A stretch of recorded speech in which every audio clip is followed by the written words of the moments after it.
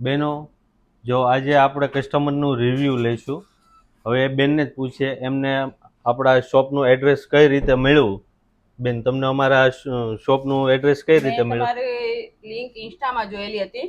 એ video જોયા પછી મેં સ્ક્રીનશોટ પાડ્યો અને અત્યારે એડ્રેસ ગોતતા ગોતતા અહીંયા આવી છું. હા હા એમાં ફોટા જોયા હતા, કલેક્શન જોયું, મને સારું લાગ્યું એટલે મેં શોપ ઉપર વિઝિટ કરી અને શોપ ઉપર વિઝિટ કર્યા પછી લાઈવ પણ કલેક્શન સારું છે.